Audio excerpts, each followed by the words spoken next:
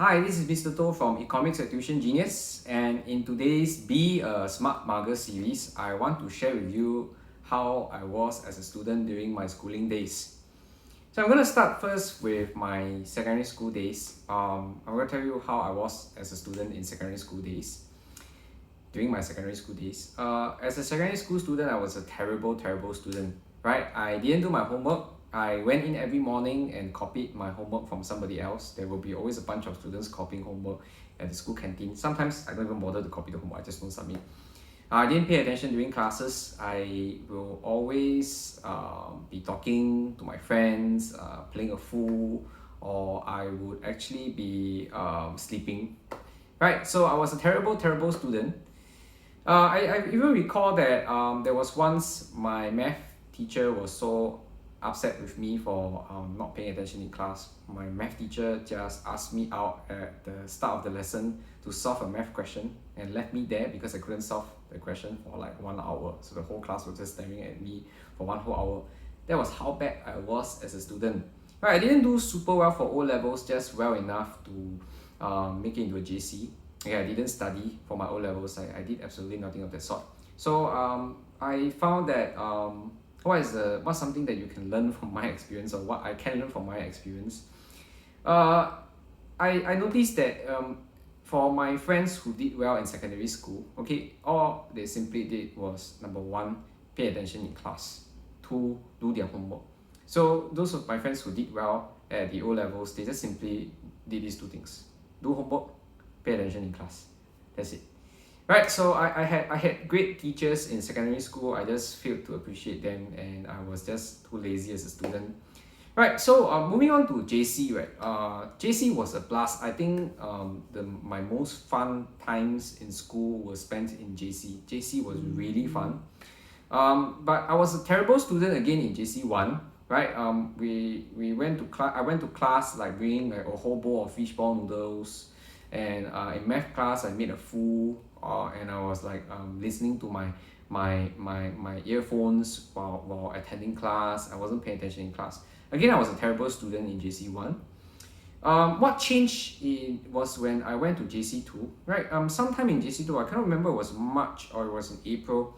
I attended a teacher's wedding, a JC teacher's wedding, right? So he invited us to his wedding, and his wedding was held in the NUS campus. It was at this place called Cambridge Hall.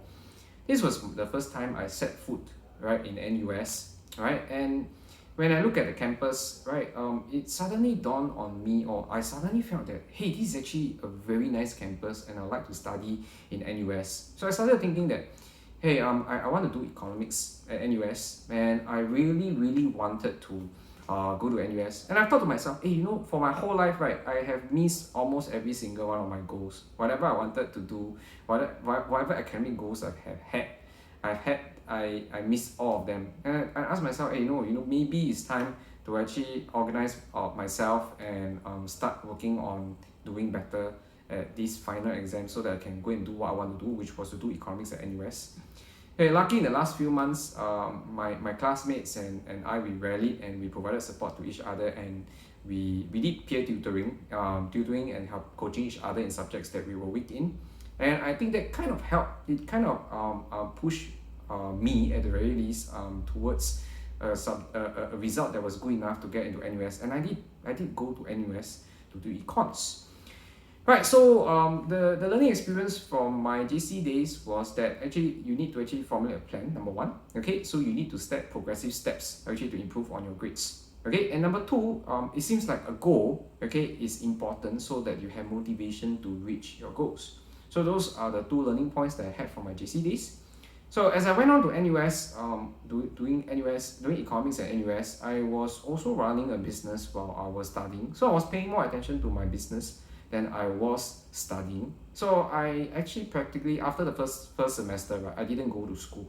Right, I skipped most of my lectures and tutorials. And at NUS, they had like a attendance score. They had like usually 10% goes to attendance and 10 to 20% goes to participation.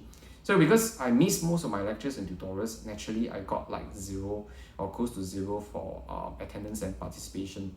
Right, so which meant that I needed to do really well for most of my final exams.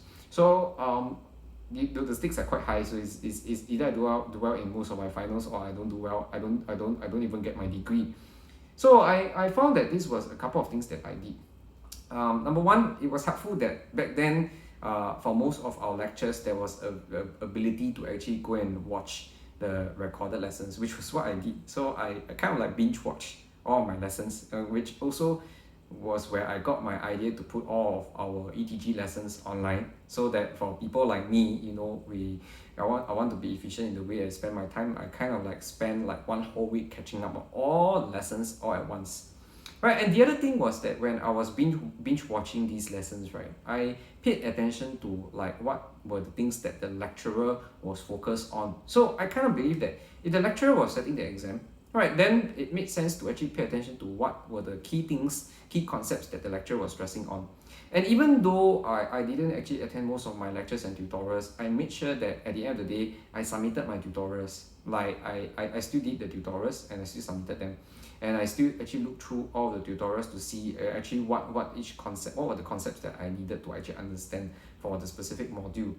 So even though I didn't quite attend many lectures and tutorials, I still did okay, enough to get my NUS degree, which was the reason why I felt like a fraud when I graduated from NUS Economics.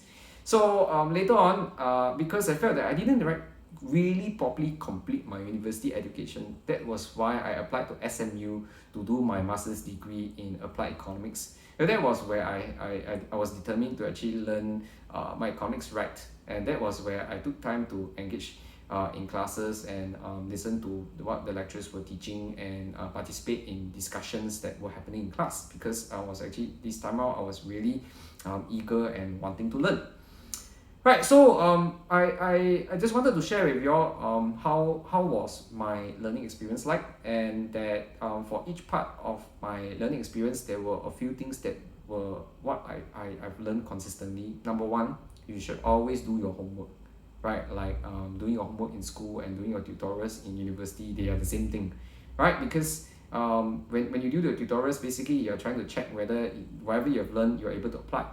Okay, the second thing is always to pay attention in class. If you're already going to be there, you're going to be sitting through the lesson, why waste your time?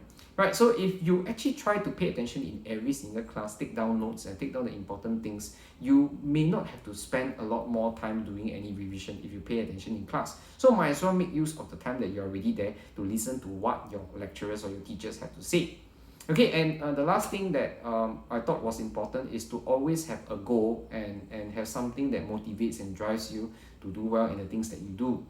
Alright, so that's it for today's episode of Be a Smart Mugger series. We will catch you on the next episode. See you, bye bye.